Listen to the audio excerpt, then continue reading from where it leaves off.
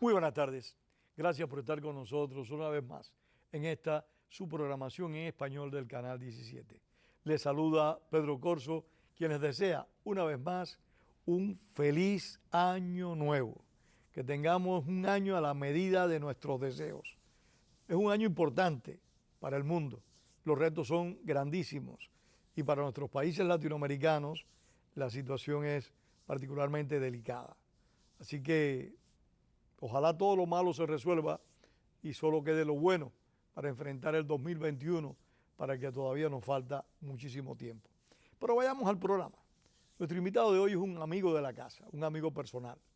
Me refiero a Carlos Sánchez Berzaín, politólogo boliviano, muy conocido por todos ustedes, que nos va a poner en contexto hoy la situación de su país, que como todos conocemos, tuvo la energía, tuvo la fortaleza de sacar a Evo Morales del poder, aunque Carlos Sánchez Berzaín tiene una serie de puntos muy interesantes al respecto. Carlos, bienvenidos y felicidades también para ti. Gracias, Pedro. Un gran año y una gran década que empezamos en las Américas en esta disputa entre lo que es la democracia, que se asienta, que se fortalece, y el sistema de dictaduras castrochavistas de crimen organizado, que se reduce. Cuba lidera ese grupo, está integrado por Venezuela y por Nicaragua, han perdido Bolivia el año pasado y están tratando de fortalecerse con la complicidad del gobierno Kirchner, de Fernández Kirchner de la Argentina y de López Obrador de México. Pero lo que se ve en el sistema de las dictaduras de delincuencia organizada es un proceso de crisis terminal. Está en un estado de agotamiento que los refleja... ¿Tú crees que ya no dan más, que están en sus finales? Mira, la Cuba castrista está en un periodo especial. Todo el esfuerzo de la Cuba castrista es decir que el periodo especial no ha regresado.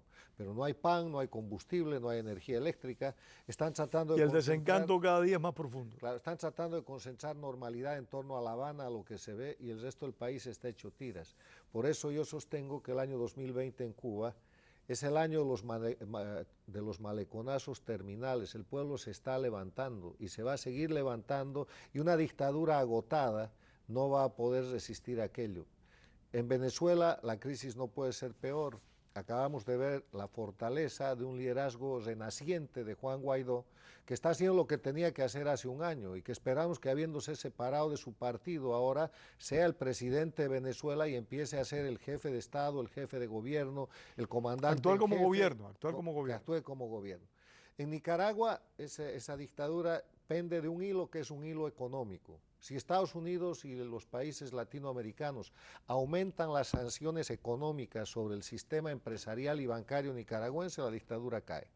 Y ya cayó Bolivia, y ahí vamos a la pregunta que tú dices, ¿cómo pasó que el dictador salió de Bolivia? Pasó porque una movilización civil, un movimiento absolutamente cívico que recupera el espíritu de la nación boliviana, en contra de la división, en contra de la confrontación, en contra de la lucha de clases, de razas, de género, de generación, de regiones, que el castrismo introduce a Bolivia, unifica el país en torno a lo que es ser boliviano, en torno a la bandera nacional rojo, amarillo y verde, en torno al himno nacional morir antes que esclavos vivir, y a partir de una serie de hechos de atropello, de ejercicio dictatorial de Evo Morales, que no son recientes, pero que se acumulan, el mandato del 21 de febrero, el referéndum de 2016 que le impedía ser candidato y que él rompe, falsifica y comete delitos y crímenes y hace prevaricar a sus órganos judiciales para ser candidato.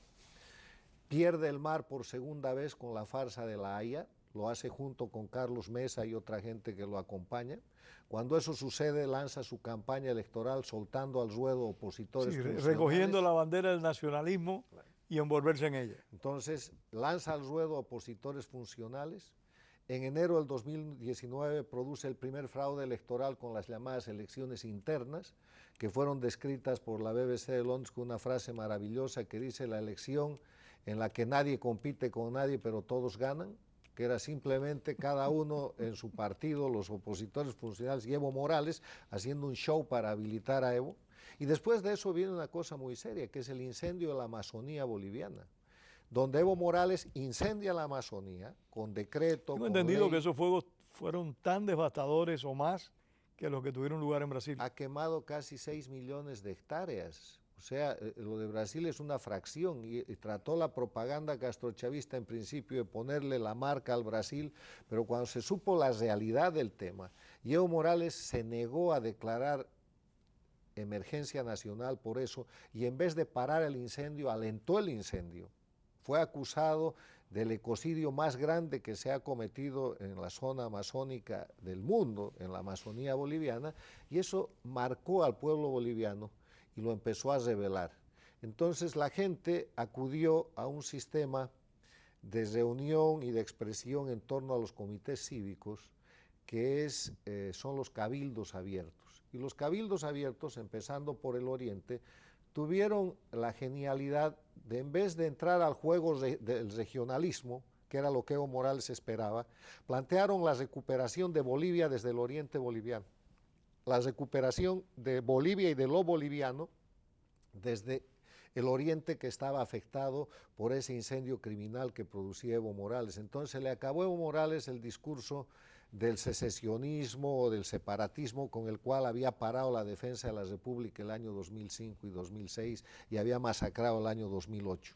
Sí, porque es una cosa interesante, Carlos, como estos caudillos, que dicho sea de paso, son también mesiánicos, son como unas especies de elegidos, se envuelven siempre en las banderas nacionales y ellos son realmente la representación de la patria, no, de la en nación. Bolivia no pasó eso, porque Evo Morales era la representación de la antipatria. Él trató de reemplazar la bandera rojo, amarillo y verde con una huipala, que todavía es un símbolo nacional y que es una creación folclórica que él ha presentado como si fuera parte de la tradición cultural boliviana. Pero en Cuba, ahí Venezuela está. y Nicaragua sí ha ocurrido Pero eso. en Bolivia lo que ha pasado es que la resistencia civil ha rescatado lo nacional, ha rescatado el concepto de nación boliviana, el concepto de ser boliviano antes de ser cualquiera de las razas Sí, con antes las era la cuestión cuales él plurinacional. pretendía dividir, porque el concepto de la creación de la nación boliviana es la unidad en la diversidad, pero es un concepto de nación como conjunción de lo diverso, del mestizaje que representa Bolivia, en torno a su bandera, en torno a su himno, en torno a su patria. Y eso es lo que derrota a Evo Morales. Y te estaba explicando que a través de los cabildos abiertos se empiezan a promover expresiones que señalan a Evo Morales como dictador muy claramente, que lo señalan como interventor del país, representando el castrochavismo como una expresión de lo extranjero manejando lo nacional, interviniendo el país, que lo muestran como constructor de un narcoestado en el que ha convertido a Bolivia y que lo muestran como un criminal. Entonces, lo que deciden esos cabildos en el avance del proceso antes de la elección del 20 de octubre es concentrar el voto en el peor es nada, en el candidato funcional que tenga la mayor opción de frenar a Evo Morales. Y gran parte de la votación va a esa situación y el 20 de octubre, el día de la elección, Evo Morales empieza a mostrar el fraude que había preparado, porque el fraude está preparado de mucho tiempo antes y además él ya hizo fraude en la anterior elección, e hizo fraude para el 21F. Son profesionales del fraude, bueno, de la farsa, la mentira. No sobreviven sin el fraude, pero esta vez el fraude sucedió en tiempo real, lo vio el mundo, lo vieron los observadores de la Unión Europea, de la OEA, y no tuvieron más que decirle, oiga, está haciendo usted fraude. Y además hizo un fraude que está en las reglas del castrochavismo, el mismo fraude que hicieron en Ecuador y el mismo fraude que hicieron en Venezuela y el mismo que hicieron en Nicaragua. Se apagan la luz, se apagan las máquinas, dejan de contar. En este caso no tienen inventiva. Bueno, entonces lo que hizo el pueblo boliviano ahí fue declararse en un creciente paro cívico nacional. Ese paro cívico fue avanzando. Evo Morales lanzó la represión de sus matones, que en Bolivia se llaman movimientos sociales y cocaleros. El pueblo resistió, le ordenó a la policía que apoye a los matones para masacrar al pueblo boliviano y la policía se empezó a rebelar. Y se produjo lo que ellos llaman motín, que en verdad no es un motín policial, sino es la acción de la policía boliviana para cumplir su función, que es proteger al pueblo, no proteger a los delincuentes. Entonces eso creció y de pronto toda la policía apareció amotinada contra el dictador, en verdad cumpliendo su función contra el dictador, y ahí vino otro error del dictador. Ordenó a las Fuerzas Armadas reprimir a la policía y eso hubiera sido una masacre. Entonces las Fuerzas Armadas, 2 días antes de la salida del dictador, representaron esa orden y le dijeron que ellos iban a mantenerse al margen de la situación que se había presentado. Ahí sucedió que salió el informe confirmando el fraude electoral de la OEA, de los observadores, y Evo Morales dijo que iba a convocar a nuevas elecciones, pero ya era tarde. Entonces las Fuerzas Armadas le sugirieron su renuncia y él huyó, se acobardó y escapó. Permíteme una pregunta, evidentemente en este caso, Evo Morales no logró, aparentemente, te pregunto, controlar las Fuerzas Armadas como sí lo han hecho en Venezuela, en Nicaragua, en Cuba. El Poder Ejecutivo tiene un control absoluto sobre las Fuerzas Armadas. Aparentemente Evo Morales no lo logró. Sí controlaba los mandos, como sucede en Cuba, en Venezuela, en Nicaragua. ¿Lo controlaba? Nunca se controla. ¿Y cómo fue que le pasó nunca esto? Se controlan las Fuerzas Armadas, se controlan los mandos militares. Y él controlaba los altos oficiales militares, los altos mandos militares y la estructura de control político de las Fuerzas Armadas, eso controlaba Evo Morales. Pero el movimiento civil boliviano, la resistencia civil, el movimiento cívico fue tan grande que neutralizó la posibilidad de que las Fuerzas Armadas intervengan y vayan contra el pueblo. Y además hay un precedente. Cuando las Fuerzas Armadas defendieron la democracia el año 2003, Evo Morales se encargó de criminalizar a las Fuerzas Armadas y mandó injustamente a la cárcel como presos políticos al alto mando militar en un juicio politizado del 2003. O sea, él mismo había vacunado a las Fuerzas Armadas de tomar cualquier acción que en el 2003 fue la defensa de la democracia y que en el 2019 había sido la defensa de la dictadura. Además de aquello, hay que poner sobre la mesa el alto sentido de nación boliviana de los mandos intermedios de las Fuerzas Armadas, que son las Fuerzas Armadas de la nación. Ahora, todo esto no hubiera sido posible si es que no se sigue una estrategia que yo tengo que comentar porque sirve para los países que todavía están bajo el mando del castrochavismo. En Bolivia nosotros aprendimos de los errores de Venezuela, de Cuba, de Nicaragua y de los propios errores. Una cosa que hizo el movimiento cívico muy bien hecho es que en todo el proceso de solicitud de renuncia y de salida del dictador evitó el diálogo y la intermediación. Porque si hubieran aceptado el diálogo que Evo proponía con la OEA, con la ONU, con la Iglesia Católica, dialogando falsamente todavía en algún lugar de Barbados y Evo Morales estaría en la presidencia. Evo Morales llegó a proponer inclusive la intermediación del Papa. No, otro tema. El movimiento cívico desconoció y pasó por encima de los liderazgos políticos. Ningún candidato político, ningún jefe de partido político pudo intermediar en esa acción porque nos hubieran llevado por su funcionalidad al régimen a la misma situación que estamos viendo en Venezuela, en Nicaragua. Es muy respetable la posición de los opositores, pero en dictaduras son funcionales, porque si no, no estarían ahí. Dictadura hace falta militancia y calle. Bueno, entonces esos opositores funcionales que hoy día forman parte del gobierno interino y que están tratando de rehacer su imagen frente al pueblo, fueron dejados de lado por el movimiento cívico, porque si ellos hubieran sido los que tenían que negociar con el gobierno, Evo Morales seguiría sentado como dictador. Y el tercer elemento, además de no negociación o intermediación que desinfla, no participación de la oposición funcional, fue una acción directa, popular, masiva, de amas de casa, de niños, de mujeres, a las cuales ni la policía boliviana ni las Fuerzas Armadas podían pretender siquiera reprimir.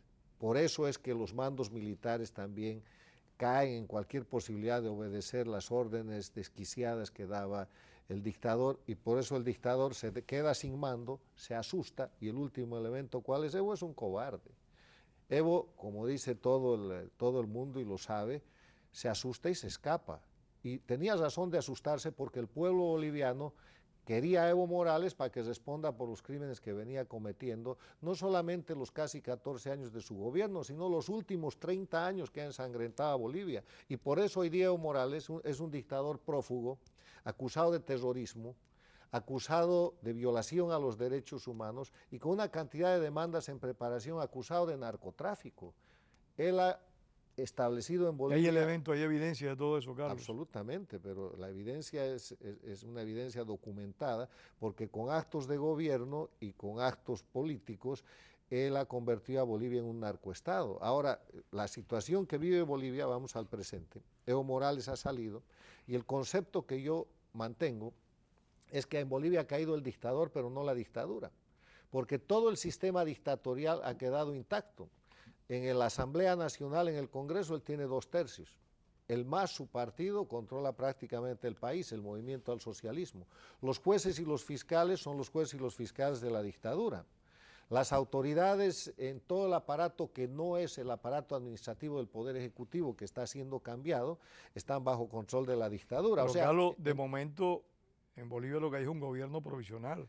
Esos cambios habrán de producirse cuando tengan lugar las elecciones. Pero hay que saberlo, no estoy reclamando nada, estoy haciendo una constatación. No, yo para beneficio de nuestros televidentes. Es que así además es como pasa. En la constatación de la realidad objetiva es que en Bolivia no hay Estado de Derecho todavía, no hay división e independencia de poderes todavía, no hay respeto pleno a los derechos humanos porque siguen habiendo presos políticos y seguimos habiendo más de 1000 exiliados políticos, algunos han empezado a regresar, y no hay respeto pleno a la libre organización política porque no se ha cumplido con la ilegitimación y la inhabilitación del movimiento al socialismo, que de acuerdo a ley debería ser impedido de ser un partido político por los crímenes que se han cometido a través de él. O sea, estamos en un gobierno que no es un gobierno de transición, es un gobierno interino. Van a haber elecciones el 3 de mayo, se va a elegir un gobierno que se va a establecer el 6 de agosto, y cuando se establezca ese gobierno va a empezar la transición. Ahora, lo que viene para el gobierno que empieza el 6 de agosto en Bolivia es un plan de gobierno que está dado por la historia. Hay que reestructurar el Estado por completo. Tiene que restaurar la república, tiene que reponer el Estado de Derecho, tiene que reponer la división e independencia de poderes y tiene que terminar con todo el sistema dictatorial que está convirtiendo y que mantiene en Bolivia un narcoestado. En Bolivia hay una republiqueta del narcotráfico que está en la zona del Chapare, del Chimoré, que está totalmente controlada por los grupos narcos de Evo Morales y sus federaciones cocaleras. Y ahí hay dinero y hay poder. Hay dinero, hay crimen organizado, y ese es el centro de la conspiración contra el gobierno interino de Bolivia, que va a tratar de hacerle en los próximos días, esta semana y la próxima, un golpe de Estado anunciado a la presidenta Áñez. Ahora, te pregunto, los candidatos potenciales para estas elecciones del mes de mayo, por parte del MAS, de la agrupación política de Evo Morales, ¿ya están definidos? Mira, Bolivia está dividida en la preparación de las elecciones en 3 grupos. Un grupo que es el grupo dictatorial, representado por el MAS, que pondrá uno o varios candidatos. Un grupo representado por los opositores funcionales de la dictadura, que ahora tienen la oportunidad de ser verdaderos opositores y de lavarse la cara. Los partidos, los 8 partidos que participaron en la elección del 20 de octubre, Mesa, Ortiz, el MNR, el Partido Demócrata Cristiano, etcétera, que tienen la opción de unificarse en un grupo para tratar de llevar adelante el poder, la toma del poder. A ese grupo, la presidenta Áñez, que forma parte de ese grupo, la presidenta interina, los ha convocado para tratar de hacer un bloque nacional en el que quiere incluir a los movimientos cívicos para oponerse al MAS. Y el tercer grupo es el grupo emergente de líderes cívicos, que son los que han conducido esta recuperación de la democracia y que tienen ese valor. Fueron los que, en tu opinión, crearon el éxito, fueron los que hicieron... Los que dirigieron a un país que dijo no más Evo. O sea, tienen un mérito, no son los dueños absolutos del asunto, porque ese es un mérito de todo el pueblo boliviano, cada quien hizo algo. La ama de casa sacó su silla, el taxista dejó de trabajar, el albañil dejó de hacer lo que hacía y fue a bloquear la esquina, los niños estaban con sus muñecos en la esquina, los jóvenes salieron a pelear, o sea, todo el mundo, pero hubo una dirigencia cívica que tuvo la claridad de entender y de escuchar una estrategia que se venía diseñando internacionalmente desde hace mucho tiempo. Y en esa dinámica hay 3 grupos de nuevo, la dictadura con el MAS, la oposición con los funcionales y los partidos tradicionales y la emergencia, el liderazgo cívico naciente. Lo ideal sería que se haga un frente entre el liderazgo cívico naciente Sí, lo que está planteando la presidenta provisional. y la oposición para derrotar al MAS y acabar con la dictadura y hacer un gobierno de transición que restaure la república. Estas elecciones van a ser generales. Generales. Se van a elegir diputados, senadores y el Poder Ejecutivo. Sí, presidente y vicepresidente. Entonces, aquí está el problema. Hay mucha gente que ve la sospecha de que los opositores funcionales están gravitando y manejando el interinato con el MAS, con la dictadura, en la esperanza de dividir a la dictadura. Lo que el pueblo quisiera, reitero, no es lo que va a suceder, es una unión entre los partidos políticos y los liderazgos cívicos emergentes, pero al parecer los partidos políticos han visto como enemigos y como amenaza a los liderazgos cívicos emergentes y están tratando de frenar la renovación. Yo personalmente, ¿qué creo? Yo creo que este es el momento en el cual tiene que producirse un gran acuerdo político nacional para planificar un gobierno de 5 años que sea un gobierno de unidad nacional para recuperar la democracia y la república. Y el consenso tiene que hacerse en este periodo antes de las elecciones con un sentido de renovación, pero con un sentido de reconocimiento a la experiencia. Renovación no quiere decir traer un jovencito, puede ser un jovencito. Renovación quiere decir traer gente diferente a la que actúa en la dictadura. Con otros compromisos. La renovación en Alemania después de la dictadura de Hitler fue Adenauer. Que era un hombre de 70 y pico de años. Que tenía casi 80 años, un poco más. La renovación después de la crisis política en Bolivia y de la hiperinflación, el año 1985, fue Víctor Paz Estenssoro, que tenía otro hombre mayor también. Más de 70 años, 79 años cuando llegó a la presidencia. O sea, no estoy hablando de edad cuando hablo de renovación, estoy hablando de actitud y de un plan de gobierno que está dado por la historia, al cual deberíamos concurrir. Partidos tradicionales, líderes renovados, exilio político y todo el mundo para construir las bases de la Bolivia que el pueblo boliviano que ha derrotado a Evo Morales está esperando. Eso es muy importante. Y ahora a ver si estamos a la altura de aquello, porque en medio de eso hay problemas de mezquindad, de legítimas aspiraciones personales, de grupos y partidos políticos y de intereses económicos y de otro tipo. Hay que tratar de concertar todo eso, que es parte de la política, y a ver si los bolivianos somos capaces de llegar con un frente de unidad nacional, político, cívico, nacional, para terminar de enterrar a la dictadura y a su instrumento criminal, que es el MAS. ¿Consideras que el MAS y Evo Morales siguen siendo un factor de desestabilización? Es un riesgo. Factor de conspiración y de crimen organizado, de altísimo riesgo, porque además conspiran desde el exterior y lo hacen por una razón que no es política, lo hacen por el narcotráfico. Evo Morales y el sistema de crimen organizado de Cuba, Venezuela, Nicaragua ha perdido el eslabón principal de la cadena del narcotráfico. Bolivia tiene con Evo Morales cerca de 80.000 hectáreas de coca ilegal, una pista internacional en Chimoré no controlada, una fábrica de urea en los alrededores, una fábrica de papel. Todo el sistema para producir cocaína está ahí institucionalizado.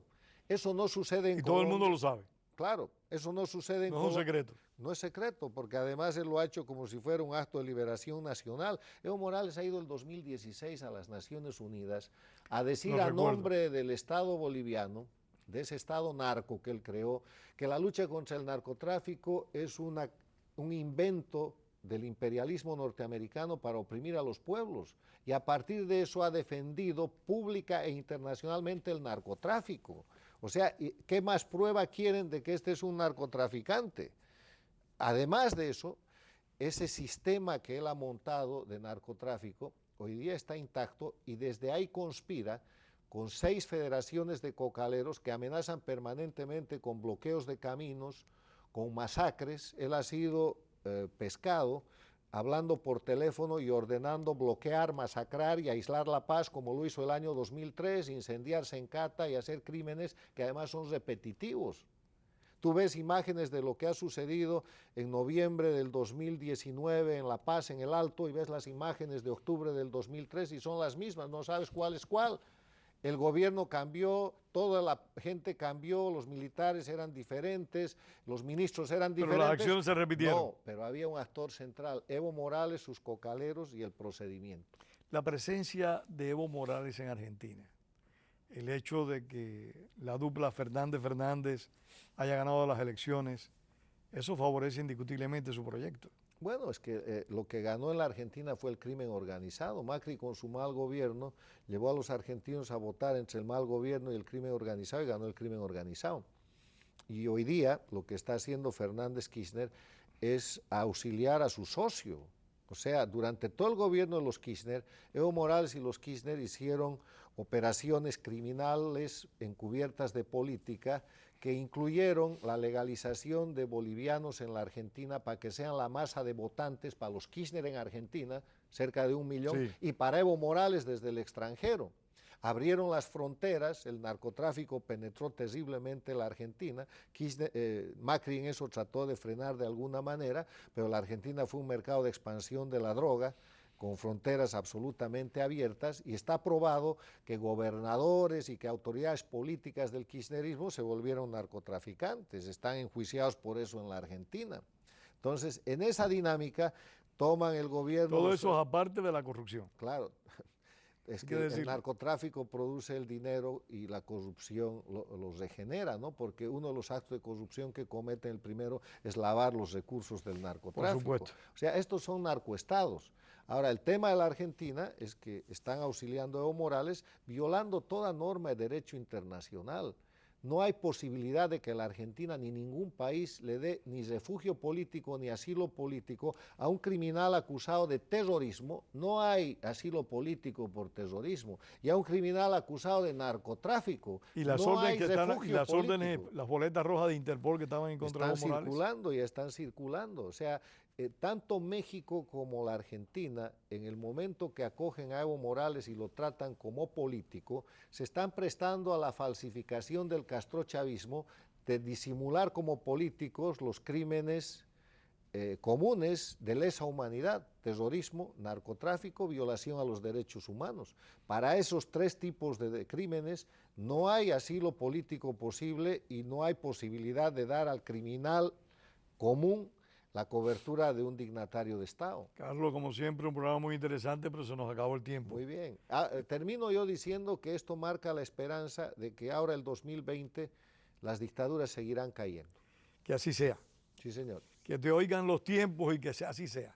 Hay una dictadura de 62 años ya ahorita, la castrista. 61, ahí va. Pero ya vamos para 62, ya de hecho podemos hablar de 62. Este es el año en que la va a pasar. Se nos acabó el muy tiempo. mal. Se nos acabó el tiempo. Señor. Muchísimas gracias, Carlos Sánchez Berzaín, a ustedes por haber estado con nosotros, y tengamos siempre presente la expresión de José Martí.